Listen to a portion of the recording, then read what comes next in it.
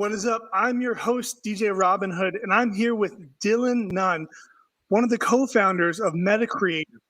Metta Creative's mission is to connect and inspire a meta-driven community to live more sustainably through creative, collaborative, in-person experiences.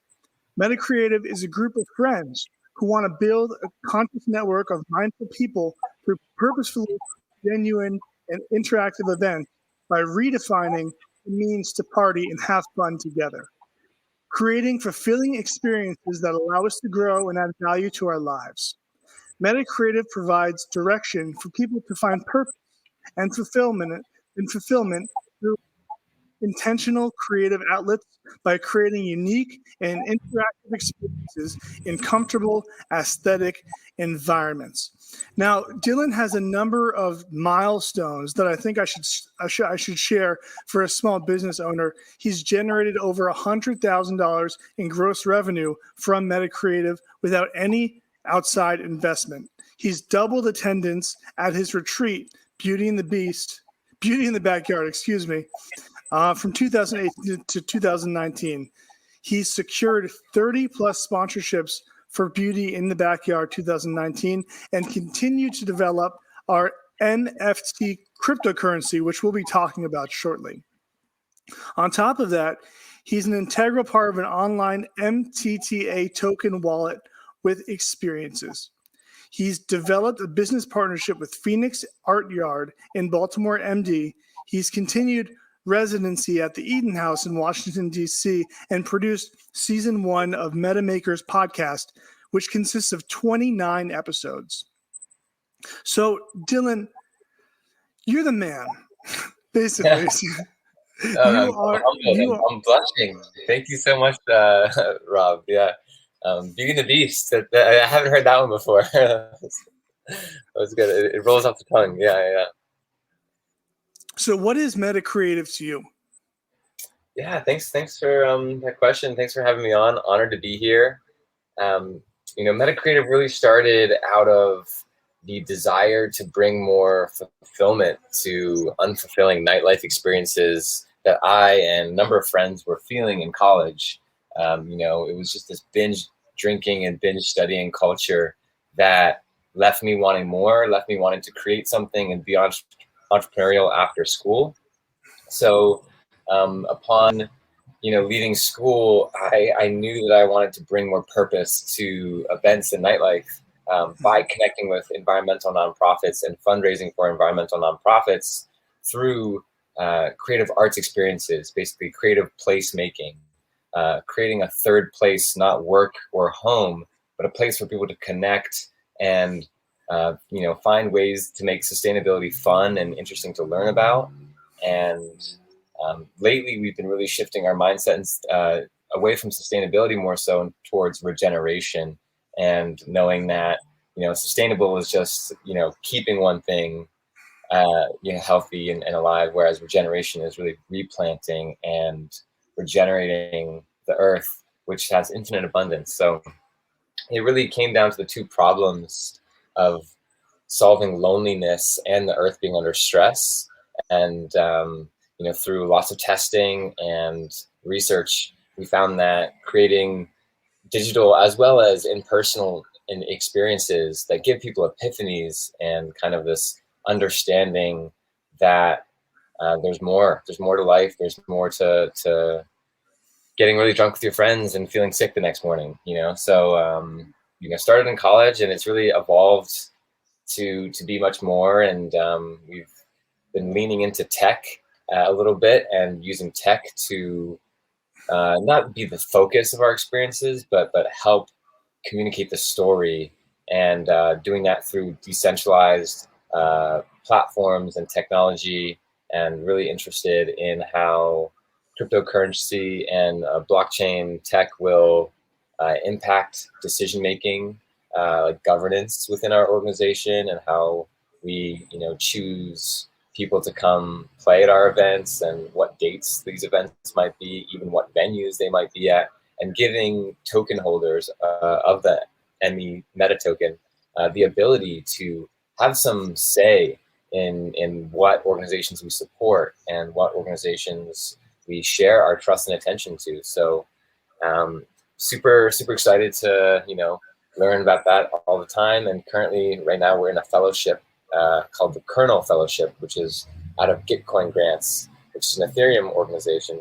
And we are in a 6-week fellowship working on an NFT marketplace, which is, if you haven't heard all the buzz, NFTs are non-fungible tokens, and they can be art, they can be videos, they can be music, they can even be words, and texts can be non-fungible tokens that creators or any individual can create. They can set a reserve price on them, and they can get paid royalties throughout the longevity of these creative art pieces that they're creating, which has never, ever been able to be done before. So it's a really interesting space, and our marketplace is going to focus on social action being tied to the art pieces. So if for example, if there's an NFT plant that gets auctioned off, and each one of those plants that gets sold will plant 10 trees. So the sale of one of those pieces will directly tie into an environmental initiative, is our idea with that, or another social impact initiative that is tied to each collection or piece. Explain how you got involved with such things as Bitcoin and cryptocurrency. I think that a lot of people out there want to delve into it, but they just don't know where to start. Totally. Yeah. And I didn't know where to start either. So how I got involved, I was sitting having a burrito with my really good friend, Jesse. And he started to explain to me what Ethereum was, and that it was basically programmable money, where you could take this dollar and add an action to it, add another layer of code and program to it that would kind of unlock a whole nother layer of experience or action that would happen when you paid someone, or you got paid, or someone checked in, or verified that they were there. And this epiphany, really opened my eyes in that moment, so much so that I opened my wallet and I handed Jesse all of the cash that I had in my wallet to him. And this was 6 years ago or so. And I told him, I believe in this. This sounds like an invention that is worth investing in, that is worth learning more about. So that was kind of my first delve into it. And I would really encourage people to find YouTube creators that potentially speak to you. There's a lot of noise out there, but there are some people who kind of do better at kind of, just, I guess, being louder through the noise, or just have a more grounded approach. And feel free to reach out to me if you're looking for more resources in it. But I think seek out people who you know in person as well that might be able to spend time with you. Everyone in this industry is very generous in wanting to basically rise the level of knowledge of everyone, because when more people know about it, it's kind of like the network effect. Our currency is more valuable with more people who take that step to learn more about it. So, it really requires us early adopters and evangelists to take time and show people what are the steps to hold your currency safe. How do you accumulate without even spending any money? How can I accumulate NFTs or dollars by just showing up to workshops or events that I might be interested in? Like, you're really into music, Robin, and imagine if people who came to your DJ sets were able to receive little tokens of basically that they were proof of appearance, that they showed up at your set on that day. Mm-hmm. And then those little tokens could then earn them access to private live streams, or certain merch lines that they would only the early adopters get. So there are infinite possibilities to what NFTs and blockchain can do, and it really just turns into this programmable purpose that we are focusing on, is that we want to add the programmable purpose to Ethereum and the Meta token, and that is, in basically programming purpose into the assets that get sold on our marketplace or get transacted within our ecosystem. Interesting. How does blockchain fit into this new cryptocurrency? So blockchain is the underlying technology in which all of the cryptocurrencies are built on. So, blockchain is this like kind of overarching term that kind of scares people, and people blockchain. It's kind of like this like trigger word a little bit, but it really comes down to like cryptography and like the key systems, double entry bookkeeping, and the history of money. So blockchain, if you're new to it, I would really encourage starting with just the Bitcoin white paper. It's very easy read, but it's like one of the first profound research documents that kind of opens up this realm. And then another amazing book is The Infinite Game, I believe, and that talks about Ethereum, which is the second cryptocurrency that really kind of took the market by storm and added this whole layer of scaling and programmability, smart contracts into crypto. What does your typical work week look like at Metta? Yeah, it's a great question. So along with crypto stuff and events, I'm actually calling and talking to you from my 45-foot long school bus here. And a lot of my work has been construction based in the past couple weeks and months here. And, it ranges from that to group calls to actually planning events. I'm actually getting ready to go to a music festival this weekend to host a couple workshops, one on cryptocurrency and one on bus building. So that festival is called Flow Jam in Virginia. So, my work week looks like everything from, painting and fabricating and welding to showing up on calls and, contributing to our open source development of our token and our marketplace. Mm-hmm. And meditation as well, and eating healthy is all part of the work week as well, because it just turns into life at that point. I have a hard time distinguishing between life and play. It all kind of melds together as what I enjoy doing. And we also offer services like renting spaces like domes or hammock tents or tapestries or generators or buses for anyone's future events. So we encourage anyone who's an event planner to reach out to us to learn a little bit more about how to make their event more regenerative focused and adding like a purpose to their event a little bit more. This is a interesting question because I feel like you're a very in the moment kind of guy, but where will Metta be in a year from today? Great question. So something else we're really looking to expand into is different land opportunities, and that's something I haven't spoken too much on yet. I'm really into permaculture and regenerative food forestry. So in a year, we hope to, I'm going to show you guys an outer view of the bus here. In a year, we hope to have our own land, whether that's in the US or internationally, that we can start inviting people with tiny houses to live on and start practicing and learning more about permaculture and engaging in events that are around food forestry and regenerative land management. We really need land to do it, but you actually, you don't need land to start practicing food forestry. There's a lot of guerrilla gardening things that you can do. For example, grafting trees in the city that wouldn't normally be fruit-bearing trees that you can turn into fruit-bearing trees. And that tree would be the Bradford pear. You can actually turn into the Asian pear, which produces phenomenal pears. Wow. So in a year, definitely looking to move on to some land that we own.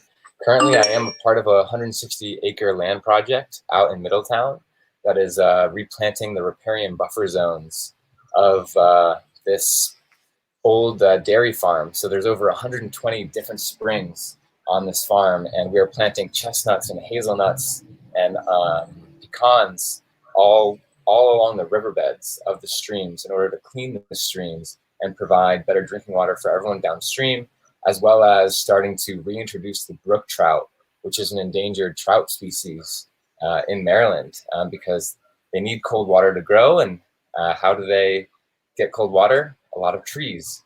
So you see a lot of pesticides and runoff in that area leaching into these waterways. So something we're really excited about is encouraging farmers to start to take more of a regenerative agriculture approach to farming and just investing more in food forestry. There's only one way that we're going to be able to feed this entire world, and that's through food forests, like regeneratively. There's no other way that we're going to be able to feed billions of people, shipping food all over the place. And so it's really important to eat native plants and learn about, what native plants are in your area and what indigenous knowledge has been shared for millennia that we've forgotten. And that's something to really to take into account. If you're seeking to learn a little bit more about permaculture, just if you can't afford like a $2,000 permaculture course, don't worry. This land is very well documented, and if you seek it, you'll learn a little bit more about it, and it will kind of help motivate your lifelong journey in plants and living more regeneratively in general. I just want to say you've come so far, man.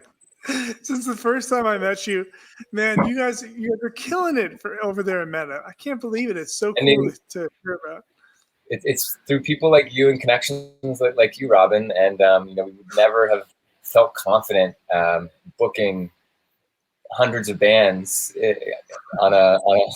a venue if we didn't have people who were talented and adept with sound engineering. And we by no means we doing this all ourselves, and we're just so grateful for people like you and any maker out there that looking to add, make love. I mean, that is what a meta maker is, and it's something that we kind of coined as like a term that our community members are. They're love makers of themselves, of each other, and the earth. And in these just little moments where they decide to take that compost home instead of throwing it in the trash can, they decide to make soil with their compost instead of contributing to the methane gas that's in landfills. I mean, those little moments, are so important, because your friend group watching you take that compost home sparks something in them. And it might not be that something that's going to prove to they're not going to start bringing home food scraps tomorrow, most likely, but it will be that first moment that will add to kind of a stacking of more moments that potentially will get them to bring home that food scraps to their garden eventually. And that's really where we want to to contribute is to these. And that's what all the blockchains are as well, is they're kind of like the stacking of knowledge that we keep on adding to each other, the stacking of transactions that makes the general relationship more valuable, because trust is built in the multiple stacking moments. Awesome. How did COVID-19 affect your business?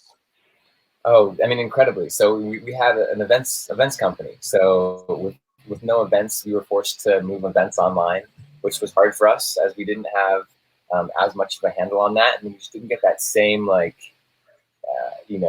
epiphany as like an in-person experience. So we moved on. Me and a couple friends moved on to the permaculture farm as soon as COVID hit. So we got out of the city and said, this is time to restart how and to start practicing what we've been preaching. So we took a permaculture design course there and helped steward 160 acres and help them produce their permaculture design course and record modules on it. And then we started to realize, okay, if we're going to live on land, if this is going to be a future that we want, we need vehicles, we need space to do that. And so we started to think, about affordable housing and, how are people doing it these days? And what are ways that we can kind of subvert the system a little bit and still have peace of mind and security. And so our minds kind of drifted towards school buses as we heard that government auctions were kind of selling them for reduced rates that could be, and it can be turned into comfortable homes. So this one right now is definitely farther along a comfortable home. It was a school bus day, but it's got air conditioning there. I've got a full countertop here. There's a stove right there. Like I said, I'm traveling, so things are kind of a little jumbled, but there's a 21-inch roof raise on here, and you could, you know, raise a family of 6 in a school bus. I've seen school buses built in order to do that. So, you know, it's closer than you think. I mean, even living in a car and kind of, you know, doing something like that, I would encourage it. It really forces you to think outside, live outside a little bit more. And, you know, rent it's such like a never-ending system that just kind of buries people, especially millennials our age with student loan debt. And like, this is the age, I'm 27, by the way, this is the age that we're supposed to be out buying a house. I can't afford buying right a full house right now. So I saw it as a movable.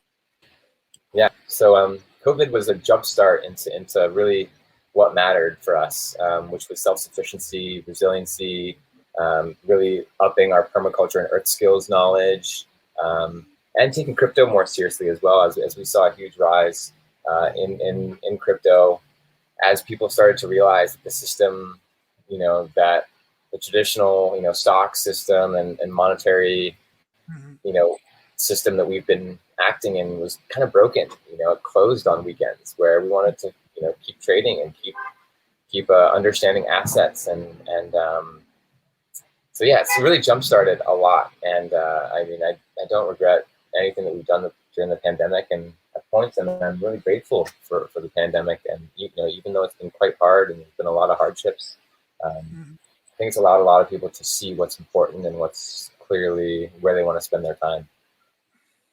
Do you have any events that you're planning for this summer? Yeah, so there's this event this weekend, Flow Jam, and we're a couple weeks out from being done with our fellowship.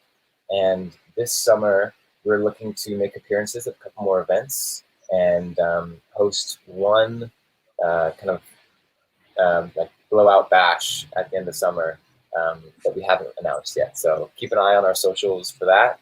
And yeah, we'll be bringing the buses and putting a pretty cool experience together. And then we're slated to throw Beauty in the Backyard, our camping retreat, in 2022. It was just a little too hard for us to do this year after being you know, affected by COVID so much. So Beauty in the Backyard for next year, 2022, and keep an eye on our socials for some other events coming up this summer. You spent so much time working on Meta. You spend so much of your time, and I think that a lot of the mission has kind of come from you in a way, because you value these things, and you're very approachable. You know, you're very talkative, and you've probably influenced a number of people. How does that make you feel? I mean, that's a profound question, and I kind of throw it back to my parents and say, like, I am who I am because of them. And you know, I was born and raised in Nairobi, Kenya, and I grew up as a minority, which I think was a really important part of my upbringing. And I mean, I just feel immense honor when people share with me that they've been inspired by an action, or as well as it's pretty depressing. I mean, being a founder is not all glitz and glam. It's quite lonely. I have a lot of, in some ways, I feel like the problem of loneliness that we're seeking to solve is kind of almost largest in me, and that and so as much as I, you know, appreciate the people sharing compliments and